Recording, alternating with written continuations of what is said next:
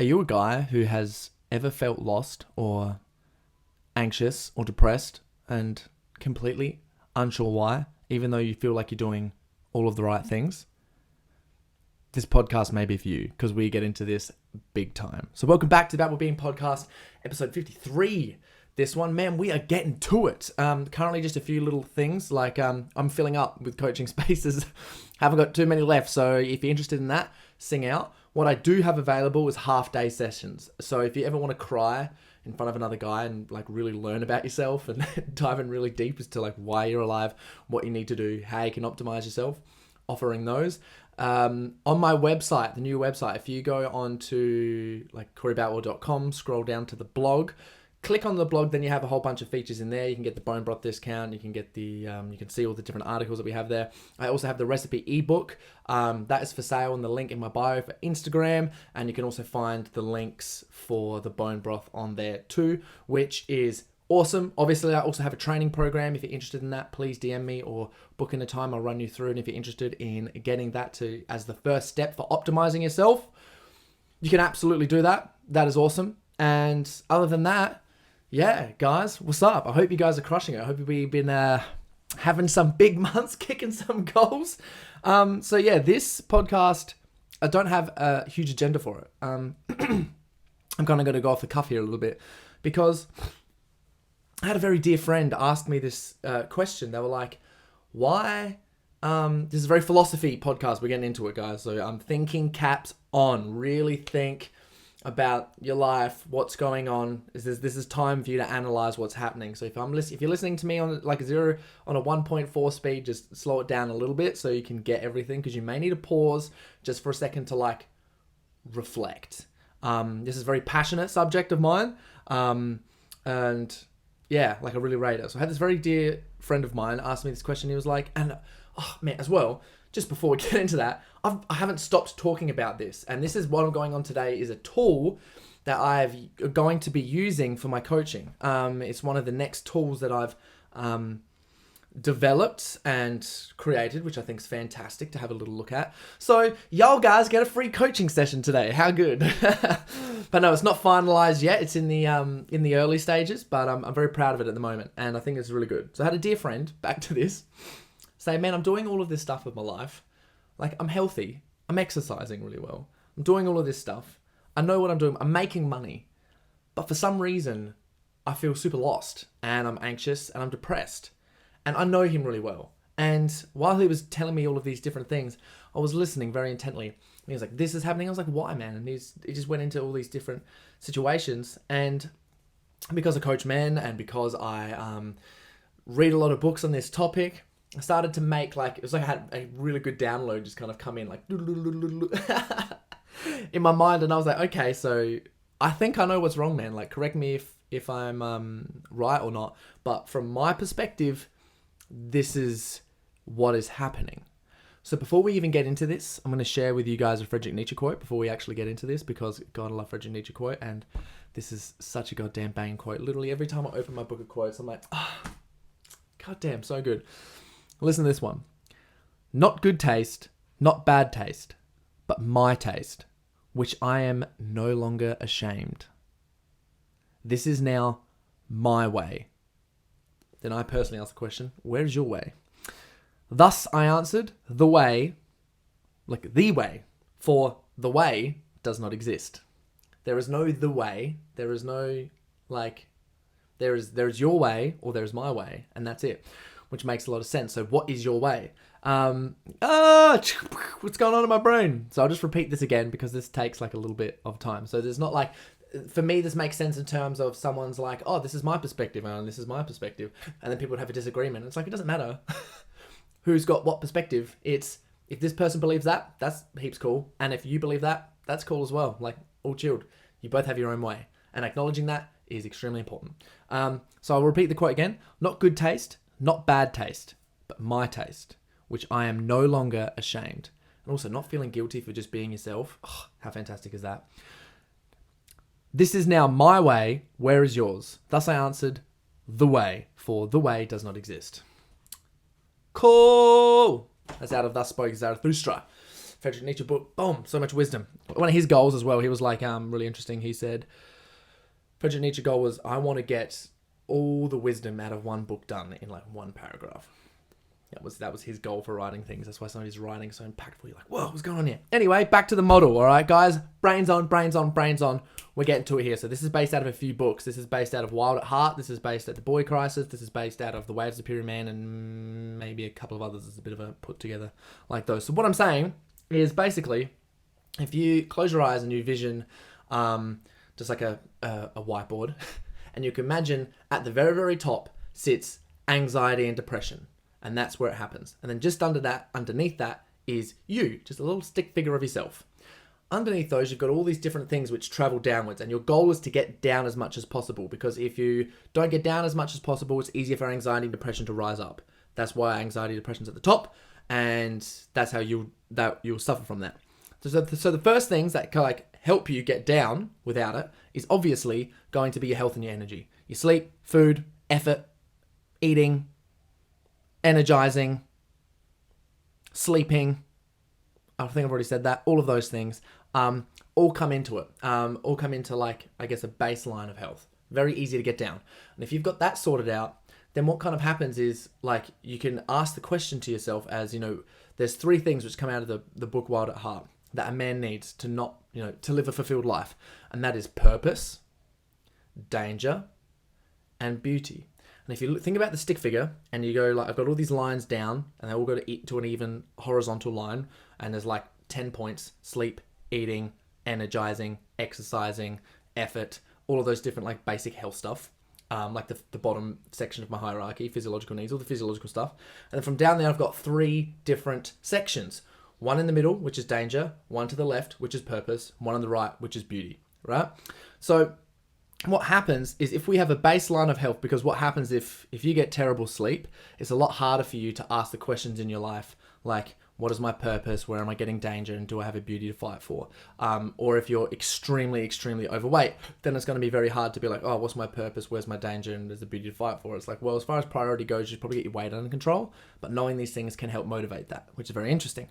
So purpose, danger, and a beauty. What do we mean by purpose? So as I was talking to my friend about this, I just said to him straight up, asked to his face, I was like, so why are you alive, bro? And he just paused.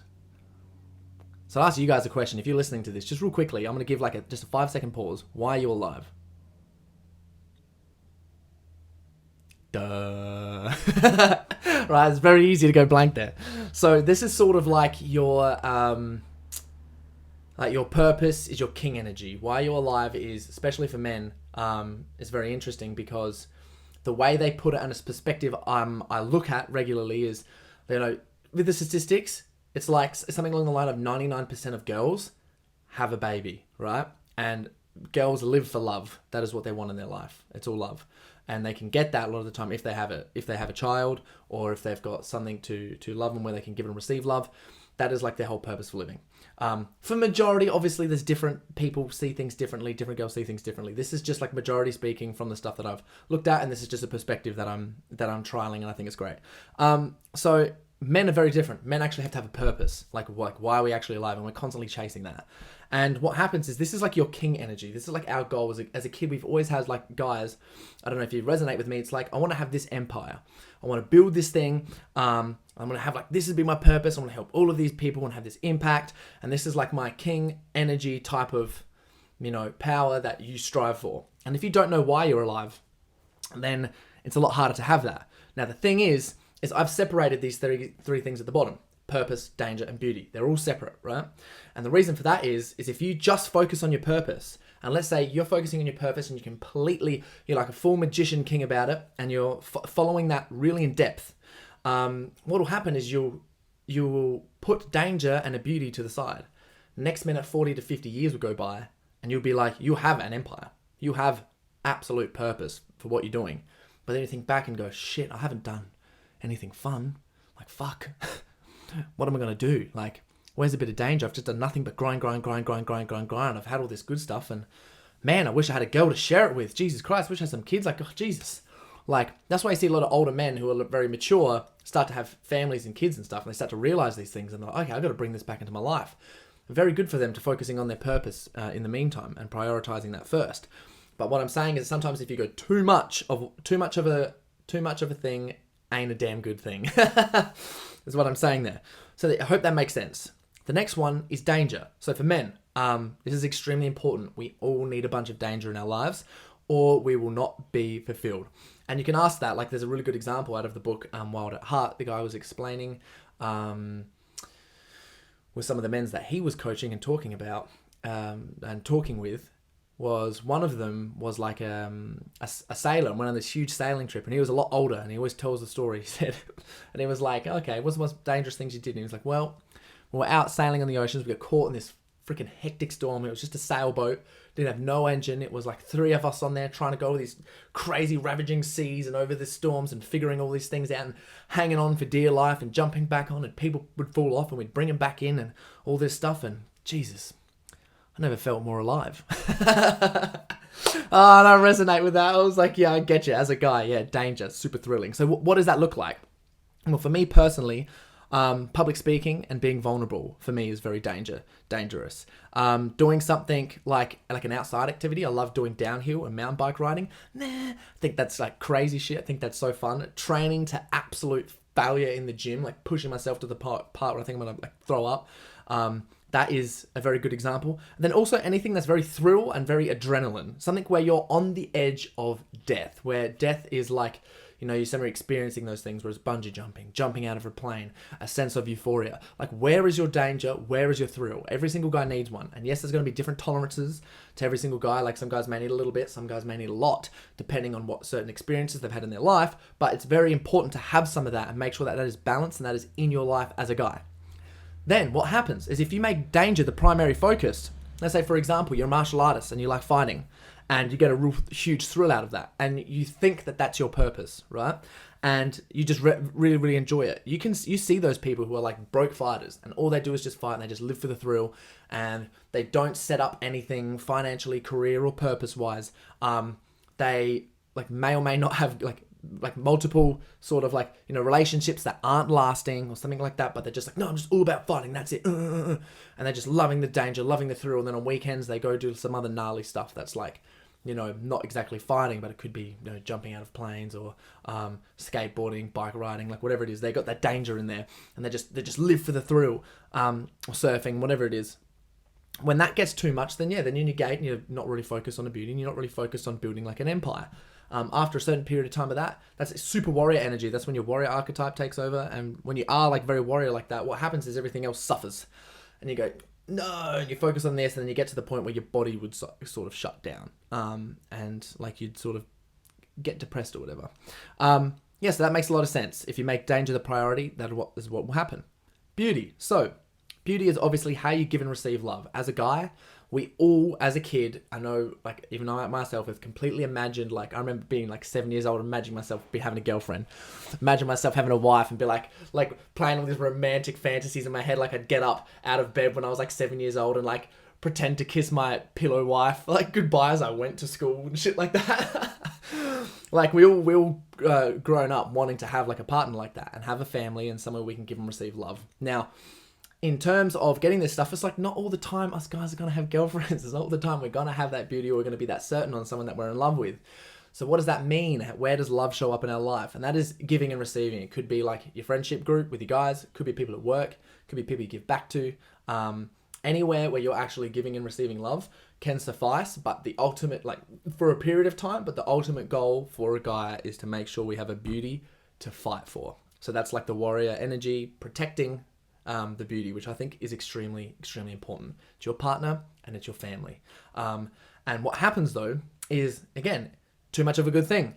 If we make beauty the priority, and like let's say you have a partner and you make her the priority, and I see this all the time, like I don't know, always see it. If you make her the number one priority and you're not focused and you don't have a little bit of danger in your life and you have no purpose, she'll fuck off. Because she'll be like, oh my gosh, this is like way too much. Obviously, some girls listening to this be like, oh, maybe not. I like that person, like when they're all about me and it's just me. And a lot of the time that's like, yeah, well, maybe you've had some, like I'm speculating here in this perspective, maybe you've had some sort of something that's happened to you when you were younger or some relationship you've had with your dad or something like that, where you need a little bit of love, because archetypically reading these like hectic books that I read, I've been reading this like some Carl Jung crazy books at the moment, and it shows like the archetype of the great mother, which is like the very first archetype, which is like, I'm not going to get into that. I'll save it to another one because this is too much. But anyway, so a girl that may have had some little bit of damage somewhere, wants to consume things, wants to hold on to things. Like a mum who like holds on to her babies and can't let them go. That's like a really good example. And she might be like that if you make her the priority. Might be yes. But over time, over a longer period of time, if you're constantly like that and she's the purpose and you've got no danger in your life and you can't be fucked doing anything and you have no purpose and you're like, oh, I don't know why I'm here. I don't feel like doing this and I don't feel like that. She'll fuck off. Like 9 times out of 10. It's like seen it so many times, studied, researched all the stories. I'm like, wow, that's super interesting. So the goal is, and the purpose of what you want to do is have well balanced throughout purpose, danger, and beauty. So I explained this to my beloved friend, and I was like, I asked him, dude, why are you alive? He was like, couldn't answer. I said, do you experience any danger, thrill in your life? He was like, no. I go to the gym. Do you have a girlfriend or someone to like fight for right now, protect, or are you pursuing family? He was like, nope. So I was like, well, if you haven't got any of these things set up, and yes, you've got your health, and yes, you've got your energy right now, maybe that's why you're experiencing some of the feelings that you're experiencing right now, and you feel lost, and you feel anxious, and you feel depressed. And he was like, just looked at me and put his hands to his head and just made the noise going, as if his head just exploded. So, and I think the thing is what I broke this down to is like purpose, danger, and beauty. Obviously, to make 100%, it's 33% of each, but everyone is going to be different. So in terms of this, and in terms for you, how can you actually use this? Well, it's just to be aware of this and to think about it. So I'd like, if you're listening to this, girl or guy, girl may not be a sense of danger, but for some girls it could be. But having these things balanced is extremely, extremely important. And like thinking about what your purpose is and, why you're alive and what would that like to look like for you? Like, what would your little empire or you, if you had a purpose, what is that going to look like for you? And if you do have a purpose, what would it look like if you 10x'd it and actually really focus some time and energy onto it? And how could you not be too focused on that and balance the other things at the same time? If you haven't got any danger in your life, because what happens as well, like for danger, for example, if you haven't got any danger in your life, this is an extremely important point. As a guy, if you have not got danger in your life, you will start doing shit like abusing drugs, masturbating too much, playing way too many fucking video games, anything that's going to distract yourself if you haven't got any healthy danger in your life. So you need to make sure that there's a little bit of healthy danger in there. Something where you're intentionally going out, getting onto the edge and whoa, experiencing thrill, getting your fucking adrenal glands jacked up on all the good stuff and having a bit of fun, which I think is extremely, extremely important. So how do you get danger in your life? Well, I like to think of that one is like, what was the stuff that you have done from when you were born to where you are now that you used to find ridiculously fun, like the most fun? For me, I grew up singing, dancing, and acting, getting on stage in front of people, learning a monologue about something that is like completely make-believe, standing in a room full of people, and then acting that out like an absolute dickhead and not being judged. And I find that like terrifying and exciting. Same as singing in front of people or dancing in front of people. I can't really dance anymore, but coordination is there, but I don't know any damn routines. But still, at the same time, like that was extremely scary. And I really like doing things that are fast, like snowboarding, mountain biking, bike riding, mountain biking, skateboarding, just things like that. What I usually do at the moment is mountain biking, because for me, it feels like a snowboarding, and it's just, you get such a rush out of it. Like it's fun, it's great. But also even sometimes getting on podcasts with other guests where I've got to share these vulnerable things and like ask questions and be really switched on is really important. So that gets like myself a little bit of danger. So what are some of the things that you used to do? And I used to ride bikes as a kid, like, which makes a lot of sense. So what is the stuff that you used to do as a kid?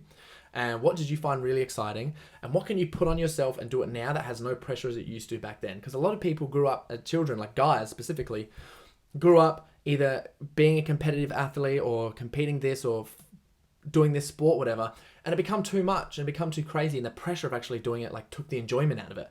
See so many guys of that. And then when I mentioned this again to them and I talked about it, and they're like, oh my God, I would love to do that. Oh, that is what I used to love doing that before it got too serious and then like too hectic, and I like bounced out of there. I was like, oh God, this is too much.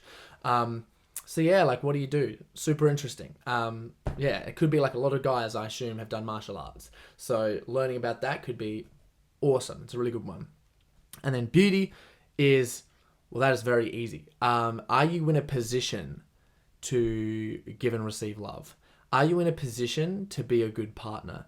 Are you in a position to start settling down or things like that? Or even pursue a girl for the point of having a family? A lot of guys aren't. And I don't even think about it. But it's like, well, and then they're like, oh, I don't have a girlfriend and don't have any of this love in my life. And it's like, well, are you even in a position to even have it?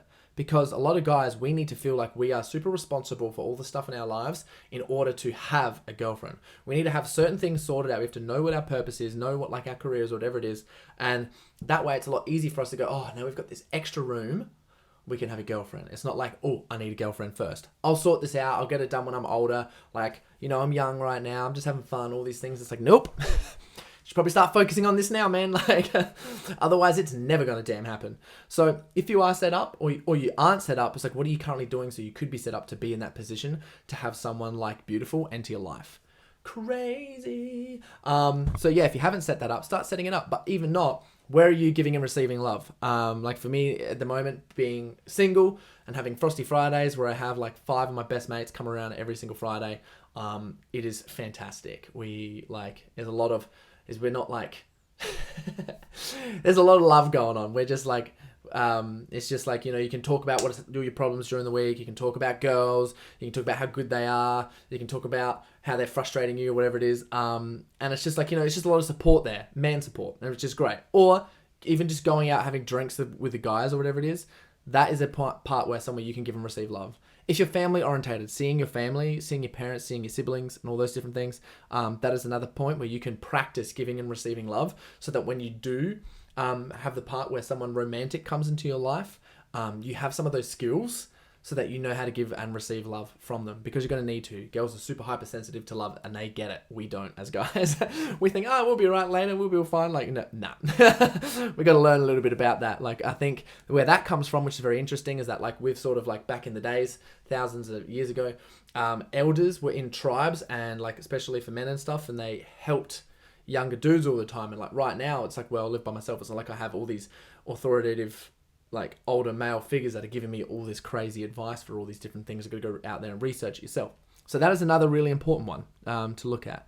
So yeah, that is it for this, guys. Like for this specifically in this module. I hope you like it. I hope you learned something.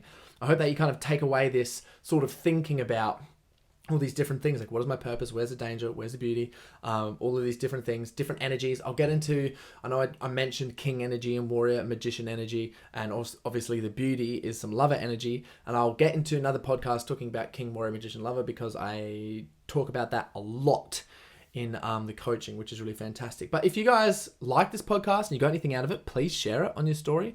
I would love that if you could share that on your story. And also maybe even just share it with one person, especially if you know, because there's a lot of guys that need just to sort of know these things so they can just like correct their path. Because even with a lot of guys that I coach or we jump on, a lot of the time things are just like, okay, where are you at? What's the best version of yourself look like? Where's the most ultimate version of yourself? And then people are just kind of going off the path. And learning all of these different things sort of just puts you back on the path. And when you're walking down the path, you're like, God, I feel great. Like, this is awesome. I feel like I have direction. I'm going somewhere. I'm ticking things off, getting dopamine releases. This is fucking great, which is awesome. So again, I'll leave you with the same quote beforehand. I'll finish the quote like I did beforehand. Not good taste, not bad taste, but my taste, which I am no longer ashamed. This is now my way. Where is yours? Thus I answered, the way, for the way does not exist. So yeah, don't feel guilty for being yourself, which is really cool. Yeah, guys, some big love. Again, hope you got something out of this. I hope it made a bunch of sense to you guys. This is some deeper type of stuff. If you need to, please listen to it again. And if you're interested in learning anything more, just send us a DM. Send me a message, and hopefully I can help you out with something. All right, bye, guys. Enjoy the rest of your day.